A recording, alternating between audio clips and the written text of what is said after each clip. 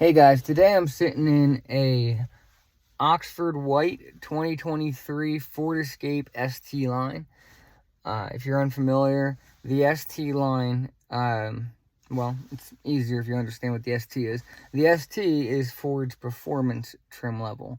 They apply it to multiple different models, and the ST is the higher performance version of that model. The ST line, on the other hand, gives you the aesthetics of an ST while maintaining the better fuel mileage, more comfortable ride, things like that. It's just the looks of the ST without sacrificing all of the inherent things you sacrifice with a performance vehicle. This particular model has a 1.3 liter EcoBoost engine in it, which is a 3-cylinder engine. And I wanted to take a minute to talk about that engine because, especially with older school car guys, there's a lot of reservation around 3-cylinders. People get weird about them, and understandably so. If you remember the old early 90s, like Geo Metro, that's one of the first and best known 3-cylinders to cruise around American roads. They were a nightmare. The 3-cylinders, just by design, are not inherently well balanced, so they vibrated really bad. They were slow. I think they made like 55 horsepower. So, they kind of got a bad reputation. But years later now, probably 30 years later, we're starting to see a resurgence of these 3-cylinder engines, but now with the benefit of modern advancements and technology in the metals and engine development, so it doesn't have the same inherent flaws it had 30 years ago. For example, this 1.5 liter EcoBoost makes 181 horsepower and 190 foot-pounds of torque. 15 years ago, we would have prayed to have that kind of horsepower in a compact SUV. This is a powerful vehicle, and this is strictly like the fuel mileage engine. In fact, let me see what the rating is on this. Yeah, 32 miles to the gallon highway, 26 city. That's really good. Before I show you under the hood, I want to show you just how well balanced this engine is. So I'm going to start it up. And we're sitting here. Runs perfectly smooth. Doesn't have any vibrations or anything like you would typically expect from the older 3-cylinders. But even beyond the older 3-cylinders, the Ford 1.5 liter got its own bad reputation when it first came out. And the reason that is because if you look at the design of the engine,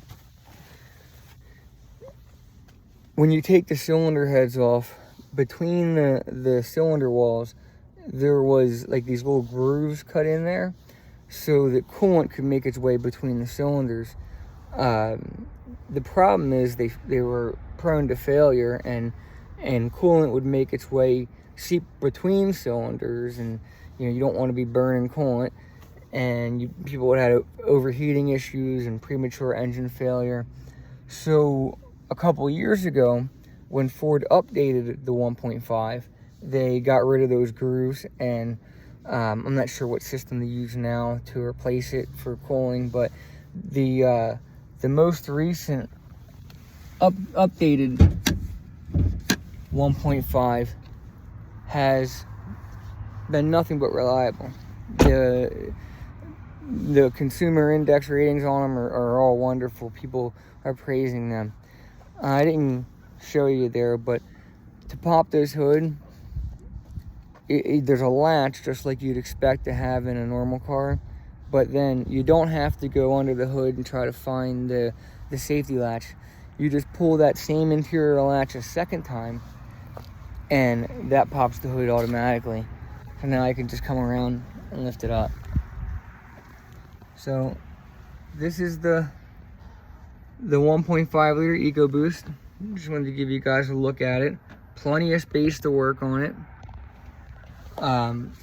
All your service points are easy to get to. You know, whatever you need to do to it, it's not like you're gonna be crammed up in here.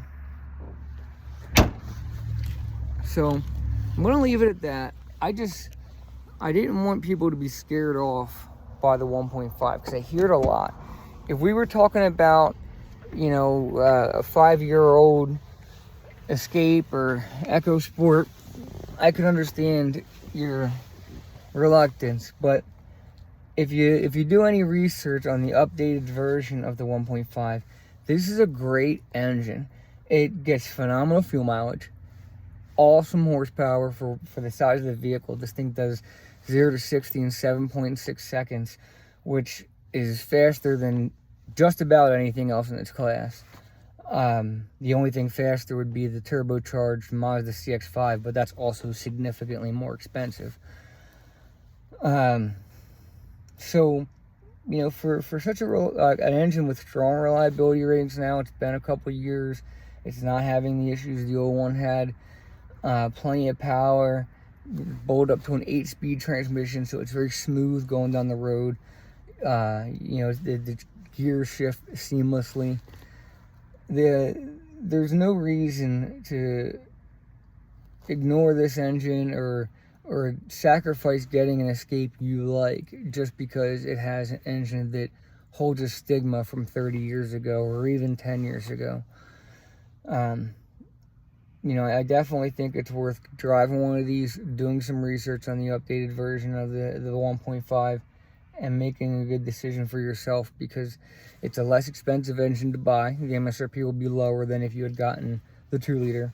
It's going to get better fuel mileage. You know, all the benefits are there. If you guys want to see more of this vehicle, you have questions about it, comment or get in touch with me.